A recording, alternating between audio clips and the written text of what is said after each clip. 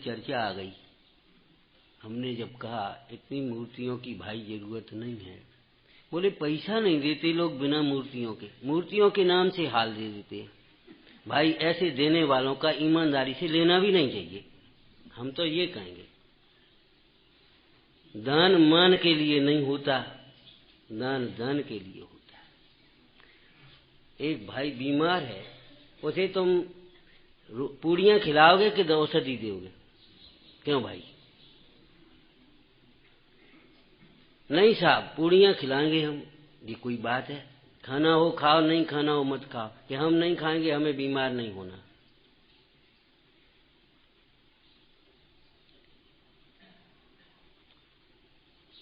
दान तो हाथ जोड़ करके देने की चीज है, विवेक पूर्वक देने की चीज है, हाथ जुड़वा करके देने की नहीं है। देने वालों को भी ये बात सोचना चाहिए भली प्रकार से कि कहाँ किसकी जरूरत है। जब जहाँ मूर्ति की जरूरत है वहाँ मूर्ति देंगे, जहाँ वेदी की जरूरत है वहाँ वेदी देंगे, जहाँ स्वाध्याय भवन की जरूरत है वहाँ स्वाध्याय भवन बनाएंगे। कि नहीं साहब, उसमें नहीं देंगे हम। और यहाँ भी हम साहब ये पत्थर बनाने में तो लगाने में दे देंगे, और नींव भरने में कौन देगा? जमीन की जरूरत होगी तो जमीन के लिए देंगे, नीम के लिए होगी तो नीम के लिए देंगे। क्यों? हमारा दान का अभिप्राय तो अनुग्रहार्थम स्वस्या सर्गो दानम, मोक्ष मार्ग की प्रवृत्ति के लिए हमें दान देना है। दान के कहाँ क्या जरूरत है ये सोचेंगे, और इस बात की आवश्यकता को भली प्रकार से समझना चाहिए और समझाना चाहिए। घबराना नहीं। ये योजना बन गई, सेठी जी कल कह रहे थे, वो ठीक है, हम उसका निषेध नहीं कर रहे। हम तो ये कह रहे हैं भाई कि अब इनकी जरूरत नहीं है, जिनकी जरूरत है उनके लिए आपको सोचना चाहिए। यहाँ इसलिए कह रहे हैं, देने वाले हैं कौन? हैं कौन ये बताओ। हम और आप इतना सुनने पढ़ने के बाद भी हम मूर्ति के लिए दे रहे हैं। अब मूर्ति समझाएगा कौन, मूर्ति क्या कह रही है ये बताओ। उस मूर्ति के पुजारी पूजा कौन करेगा मूर्ति को? चैतन्य मूर्ति की प्रतिष्ठा करने के लिए आप जागृत हो जाइए। न धर्मो धार्मिक के बिना, धर्मी के बिना धर्म नहीं होता।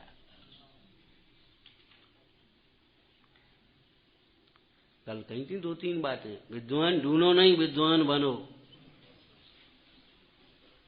खुद बनना नहीं चाहेंगे और बच्चों को बनाना नहीं चाहेंगे। अब पैसा से ढूंढो तो पैसा से कैसे मिलेंगे? और पैसा के लिए मिलेंगे भी तो पैसे ही पर नजर होगी, तो कैसे वो विद्वता करेंगे, कैसे धर्म की प्रभावना करेंगे?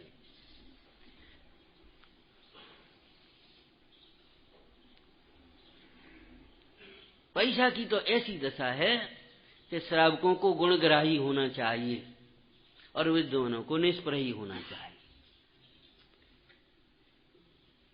विद्वानों को आत्मा के बारे में सोचना चाहिए, आत्मार्थ साधना चाहिए, धर्म प्रभावना के बारे में सोचना चाहिए, और श्रावकों को धर्मात्माओं की रक्षा अपने शरीर के समान करना चाहिए। कभी कभी ऐसी चर्चाएं आ जाती हैं, अब ये विषय तो यहाँ अभी रुकेगा।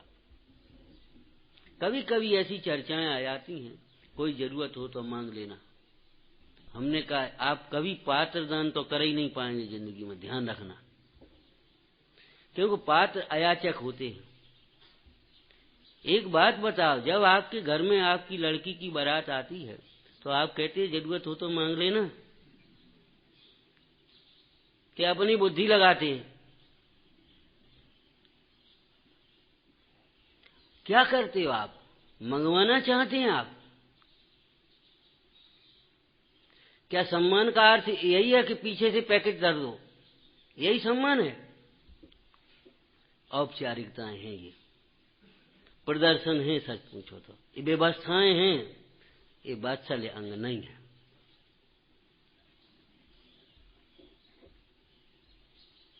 ये वात्सल्य अंग नहीं है। एक बार है थाली खाली रख देवे और कहे मांग लेना। अरे थाली में भोजन परोस देवे और बड़े स्नेह से फिर कहे भैया कोई नमक कम हो तो मांग लेना, जरा कह देना, चलो चलेगी। लेकिन खाली थाली रख दे, जरूरत हो तो मांग लेना। क्या कर रहे हो? कौन मांगेगा? मांगने वाले बहुत हैं तो इनको दे देना।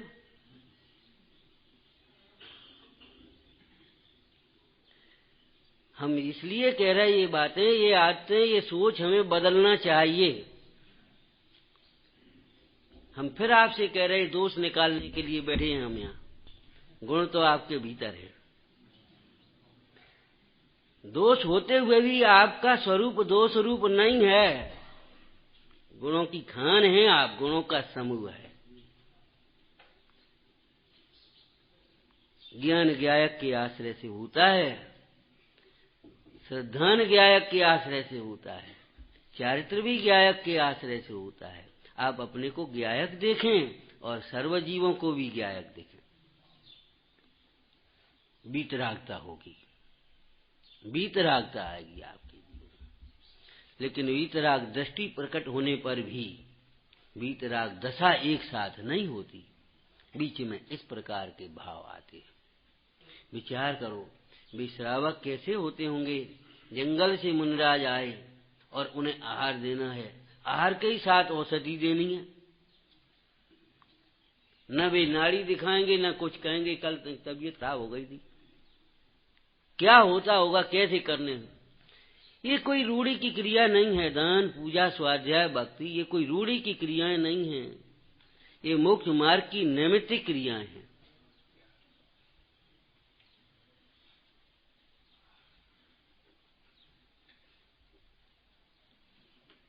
पंडित टोडरमल जी ने ही सम्यक ज्ञान चंद्रिका पीठिका में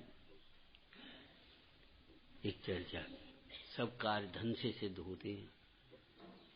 क्या 4 विद्वान बुला लो, अभी पैसा हो पास में, मंदिर बना लो, चाहे कुछ करो, सब काम धन से होते हैं। इसलिए पहले धन का अर्जन करना चाहिए। ये सब बात की बातें। प्रसंग क्या है? अर्थ का पक्षपाती। ध्यान रखना, अर्थ होना अलग बात है, अर्थ होना अलग बात है, अर्थ का पक्ष होना अलग बात है। सम्यक ज्ञानी जीवों को भी कितना वैभव होता है पता नहीं। चक्रवर्ती के वैभव हो, इंद्रादिक के वैभव हो, तीर्थंकरों को कैसा वैभव है समुद्रनादिक का, बाहर के वैभव की बात है, लेकिन अर्थ का पक्ष नहीं होता। ज्ञानियों को व्यवहार होता है, व्यवहार का पक्ष नहीं। निश्चय होता है, निश्चय का पक्ष नहीं। आचरण होता है लेकिन क्रिया का पक्ष नहीं। ज्ञान अभ्यास होता है, ज्ञान होता है, लेकिन ज्ञान का पक्ष नहीं। जहां लक्ष्य है वहां पक्ष नहीं। और जब तक पक्ष में अटकता है तब तक ये जीव को अपने स्वरूप का लक्ष्य नहीं होता। तो अर्थ का पक्षपाती कह रहा है। तो पंडित जी ने उत्तर कहां से शुरू किया मालूम है? रे पापी, रे तुम्हारा। पुण्य के उदय से अर्थ होता है, लेकिन अर्थ का पक्षपाती पापी कहा। क्या मतलब? अर्थ से अपने को बड़ा मानना, अर्थ से अपने प्रयोजन की सिद्धि मानना, अर्थ से ही सारे कार्य होते मानना, ये मिथ्यात्व है। अर्थ संबंधी, धन संबंधी ये मिथ्यात्व है। अर्थ का पक्षपाती को कहा, रे पापी, धन तेरे कमाने से भी नहीं आता, धन आता है पुण्य के उदय से। उद्यम तो करना चाहिए का मतलब क्या है? दुकान खोलना चाहिए, ये धन कमाने का उद्यम नहीं है। धन कमाने का उद्यम ये है, क्या कहें भाई, अपने आत्म धन को पहचानो, जगत के धन को निस्सार जानो, धूल जानो, और उस वैभव की कामना छोड़ो। उससे बंधने वाले पुण्य से ये बाहर का अर्थ अपने आप आता है, पुण्य के उदय से।